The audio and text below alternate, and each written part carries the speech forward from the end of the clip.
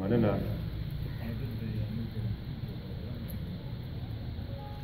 د قریشي بابا د امیر محمد خان خادم صاحب او د ماسټر شیر افضل صاحب په درناوي کې د ملګري راجمع شوي د پروفیسر ظاهر شاه صاحب په ډېرو مینوالو ما دې نه مخکې دا خبره وکړه، خو اوس دا خبره نور ملګري راغلل، سبحان خان راغی، نو دا خبره مې دوباره ځکه کوله، دی به خبرې کوي نو چې د ورته پته وي، د ناظم صاحب به خبره کوي او رشید مامور رشید صاحب له به لږ ورته کې وخت ورکوو. د قربانو ملګرو ته وایم یا شاعرانو ته چې خفه کېږئ، موږ پروګرام مختصر دی او د ناوخته هم شروع شو او دې هم ناوخته ورځې وړي دي، د اتوار ورځ ده، بلا مسلې وي، بلا خاده وي، ودونه وي، ډېر ملګري د ټولو یو جهان مننه کوم. خو عادل صاحب عادل پښتونیار صاحب زما په خیال په موقع څه لیکلي دي، دی ما ته وویل نو عادل پښتونیار ته خواست کوم چې راشي خپل تاثرات موږ سره شریک کړي.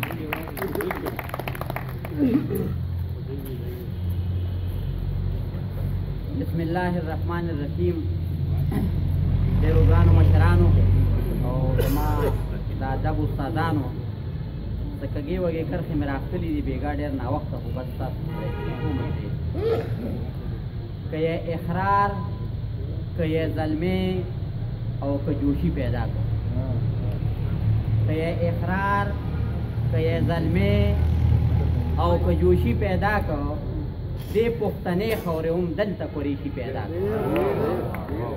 چې په چاربیته ربایه کې کړمار دی هغه، چې په چاربیته ربایه کې کړمار دی هغه، هر چا منلې د پښتو ادب معمار دی هغه، په ولس خو زما آواز نه در رسي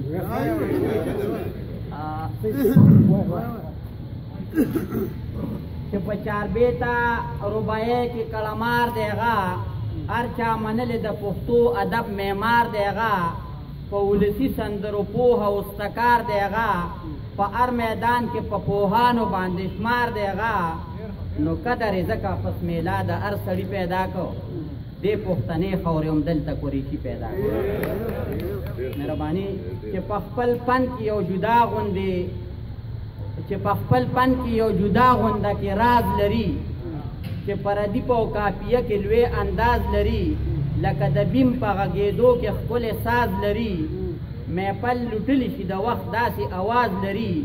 نو د ژوند سینګار له قدرت دغه یو مالی پیدا کړو، دې پښتنې خاورې هم دلته قریشي پیدا کړو. او مهرباني د انور په څیره چې ځلیږي ځلنده سړی دی، د انور په څیره چې ځلیږي ځلنده سړی دی، د هر محفل سڼه وربل دی ګرځنده سړی دی، منم بابا دی خو لازوان دی یو زنده سړی دی، په جامه سپین په نیت صفا دی پاغونده سړی دی، نو د پښتو کرلی دا ګل د کشمالي پیدا کړو، دې پښتنې خاورې هم دلته قریشي پیدا کړو.